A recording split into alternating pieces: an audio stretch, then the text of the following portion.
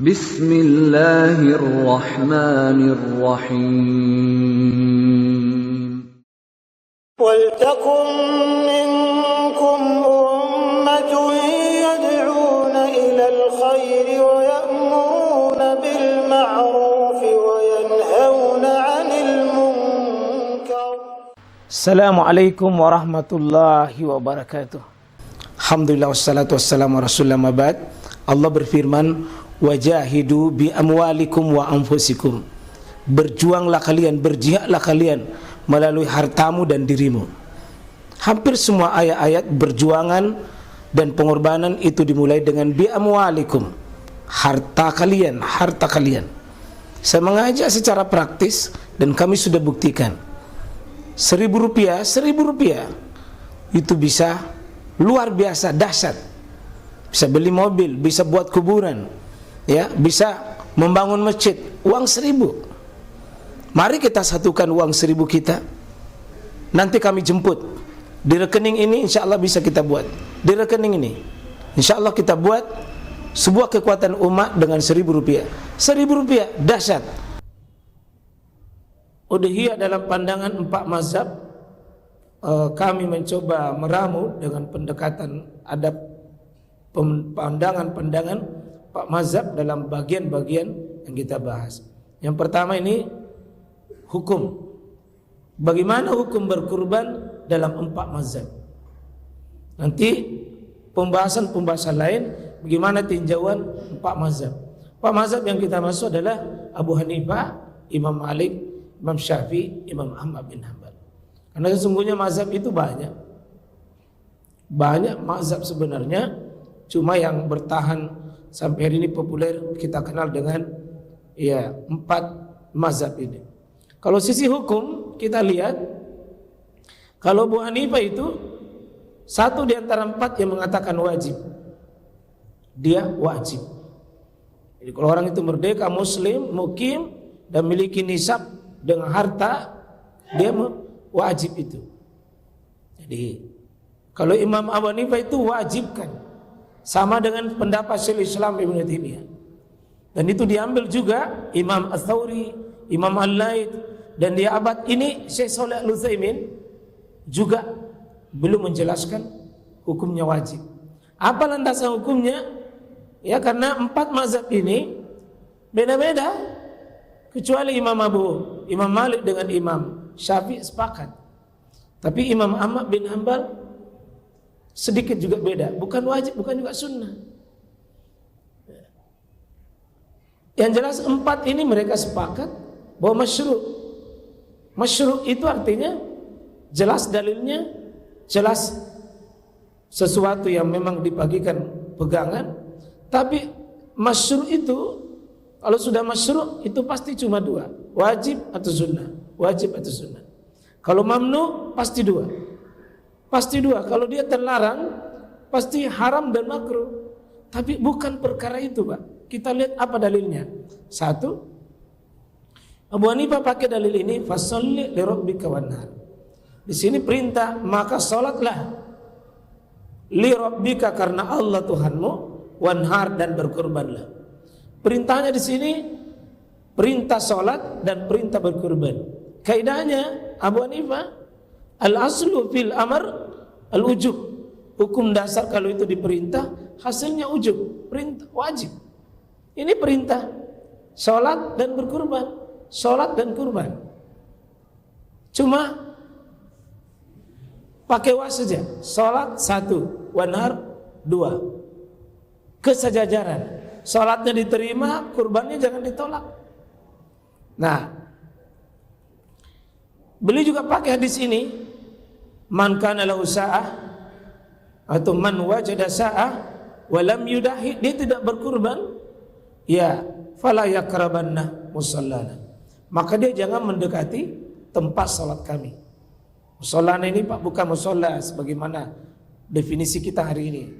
Musalla di masa Nabi itu, masa sahabat, semua tempat salat di luar masjid namanya musalla. Itulah lapangan dulu, namanya musalla. Ya.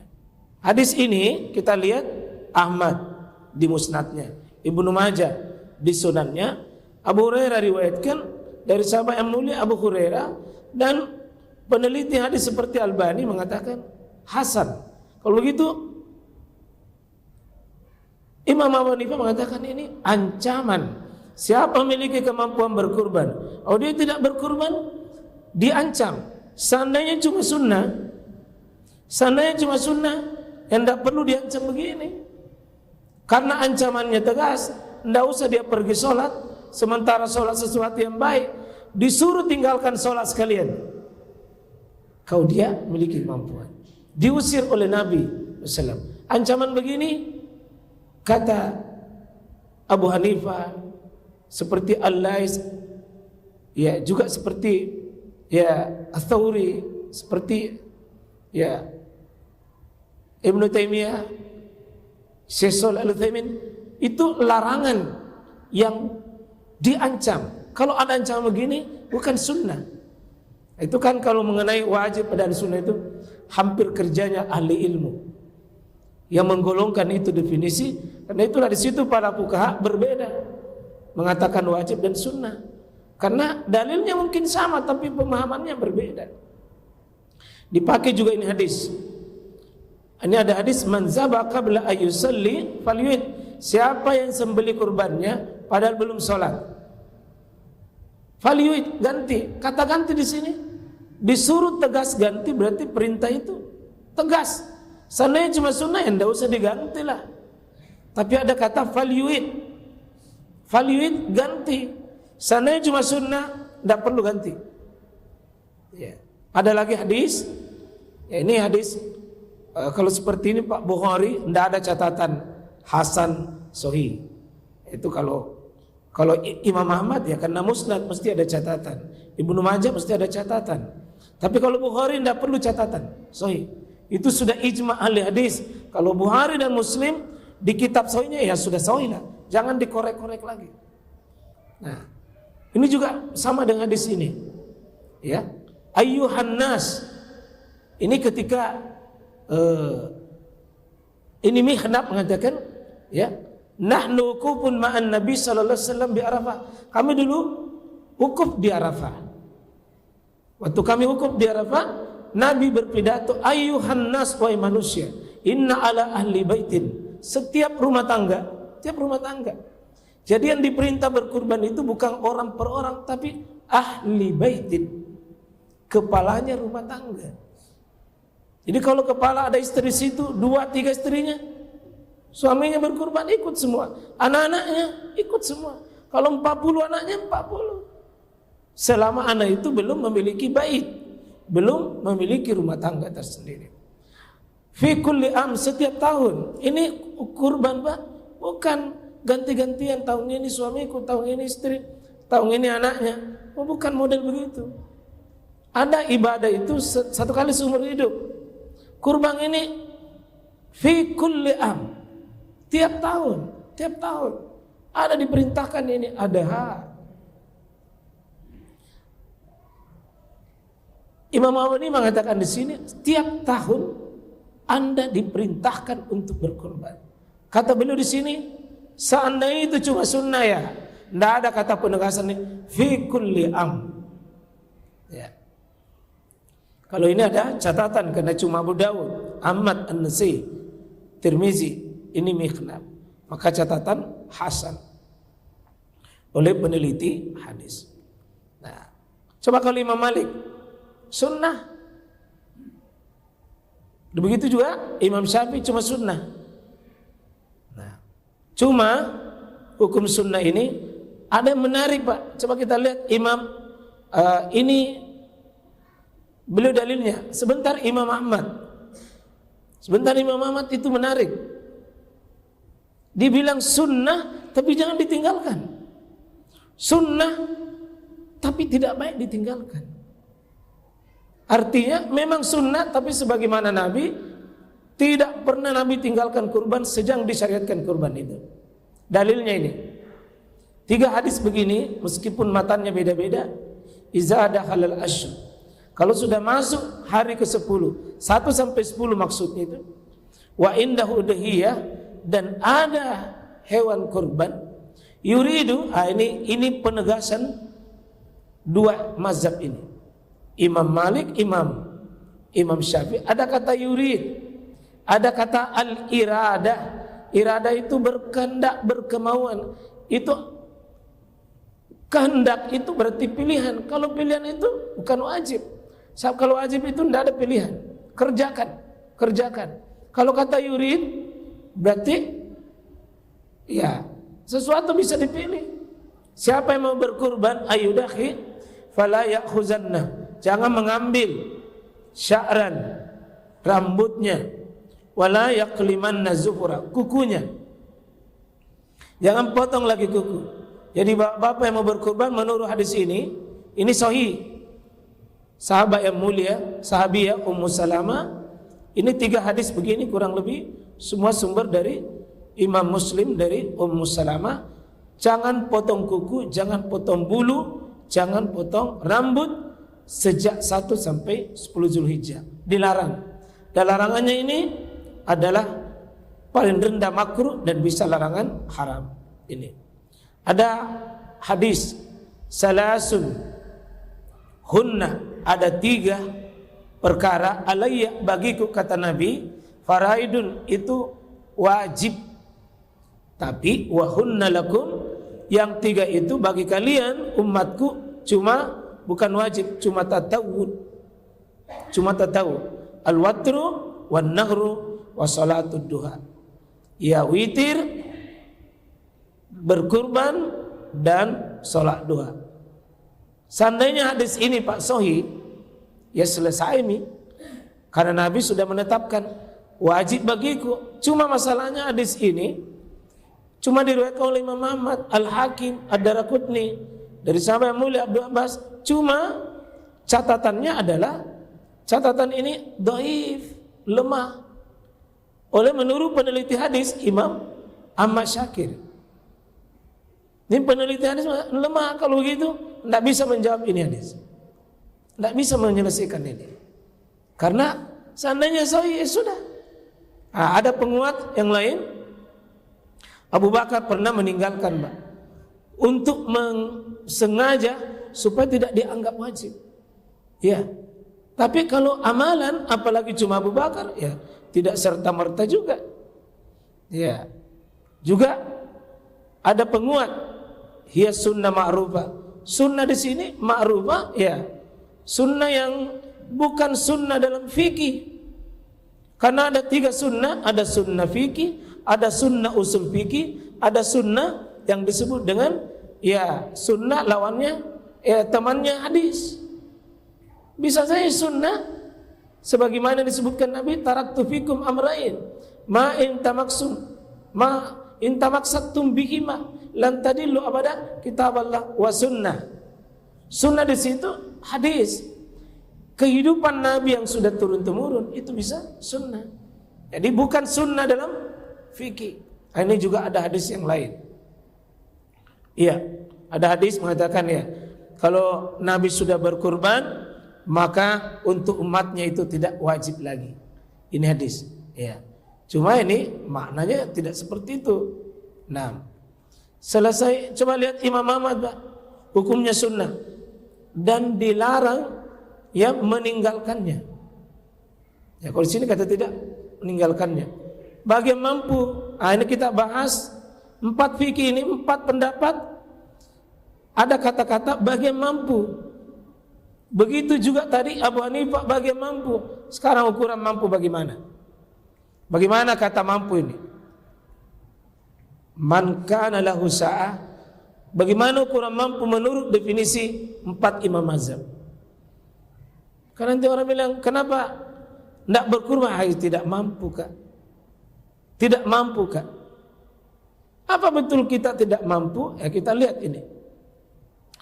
Kalau Imam Abu Hanifah atau Hanafi, adanya kelapangan yaitu bersifat fitrah alami dengan memiliki uang sebanyak nisab zakat atau barang pembeli hewan kurban di luar kebutuhan pokok orang tersebut serta orang yang beradam tanggungannya, dikiaskan dengan zakat harta. Jadi kalau ukuran mampu ini menurut Abu Hanifah, jika orang itu memiliki zakat harta kemampuan orang itu memenuhi kebutuhan pokoknya, sesudah dipenuhi tanggungannya dengan dirinya, lalu bisa membeli barang yang berupa hewan, maka itu wajib baginya. Bapak bisa beli sapi misalnya, meskipun 2 juta. Bapak serahkan uang tak 2 juta di sini. Terus masih ada sisanya uang tak untuk diri tak dengan keluarga tak selama 4 hari. Hari raya tambah 3 hari tasyrik, wajib ki. Mampu ki. Mampu. Ya. Kalau Imam Malik memiliki uang untuk membeli hewan kurban yang bukan kebutuhan pokok hidupnya pada tahun itu, meskipun dengan cara berhutang. Jadi sesudah dipenuhi kebutuhannya, maka dia wajib berkurban meskipun dengan cara memiliki utang. Contoh, bapak-bapak wajib berkurban misalnya bulan depan, bulan Zulhijjah, tapi arisan naik sesudah lebaran, maka ambil maki dulu uang. Nanti uang tak itu yang pinjaman tak akan dibayar sesudah itu, karena ada jangan ditunggu. Cuma kalau ditunggu uang itu datang, itu tidak bisa dipenuhi waktu menyembelinya karena sudah lewat. Pinjam saya dulu. Begitu Imam Malik bolehkan berutang untuk bisa berkurban. Ya. Karena saya lihat Pak, orang bisa cicil mobil, cicil motor, cicil ini. Kenapa tidak cicil itu hewan kurban? Ada orang 4 juta cicilan mobilnya, ya, tak 2 juta cicilan motornya, tapi tidak bisa cicil kurban. Ini satu masalah karena tidak dianggap penting. Kalau Imam Syafi'i memiliki uang untuk membeli hewan kurban di luar kebutuhannya, dan orang dalam tanggungannya selama hari raya dan hari tasyrik, dikiaskan dengan kemampuan zakat fitri. Jadi ini mirip dengan Abu Hanifah sedikit, tetapi ada pembatasan itu selama hari raya dan hari tasyrik. Dia mampu beli hewan kurban, ya, lalu masih ada dananya untuk kebutuhannya pada hari raya itu, tambah hari tasyrik. Tambah hari tasyrik berarti 4 hari tersebut. Ya. Imam Hambali bisa mendapatkan uang untuk membeli hewan kurban sekalipun dengan berutang, asalkan orang itu bisa melunasinya di kemudian hari. Bisa ambil dulu. Berarti kalau bisa berutang dan bisa dilunasi, bisa ambil dulu. Ya. Kalau begini Pak, seperti ada satu negeri miskin, tapi di situ penduduknya hampir tidak ada yang tidak berkurban. Miskin, tapi hampir tidak ada yang tidak berkurban. Sehingga setiap tahun susah dibagi itu daging kurban karena orang ditawarin dan bilang ada tonji, melimpah. Semua orang yang dikasih dan bilang ada ji. Kalau di sini setengah mati juga bagi hewan. Karena ya banyak dulu yang mau dapat kupon, yang berkurban sedikit. Ya, kalau di Masjid Jami ini sudah berapa tuh? Sudah 2 ya? 3. Sebenarnya sini 30 paling kurang 40. Oh dia ini jamaatan, Masya Allah. Di UNAS kemarin Alhamdulillah baru 50. Ya, cuma saya bilang sama profesor bilang, itu masa profesor mau berkongsi di situ? Tidak cocok kalau gaji 20 juta, 30 juta baru mau berkongsi, apa tidak malu-malu? Iya. Sehingga di UNAS itu rata-rata 100 per tahun. Itu pun banyak juga disembelih di luar. Seperti profesor bilang, saya ini berkurban 1 ekor tapi di pondoknya anakku karena di sini banyak nih. Bisa. Bila nanti saya terima nanti hewan tak 1 ekor bisa juga di pondok kami nanti kita kurban. Ya. Jadi kalau di sana sudah melimpah juga, sudah alhamdulillah. Kesadaran masyarakat untuk bisa berkurban. Nah saya lihat apa banyak orang 2 mobilnya, 3 mobilnya, rumahnya bagus. Menunggu tongi kupong. Tidak cocok. Cocok. Ya. Nah, begitu paling bagus dibawakan pertama, tapi tulis besar-besar di situ. Kurban tongkol.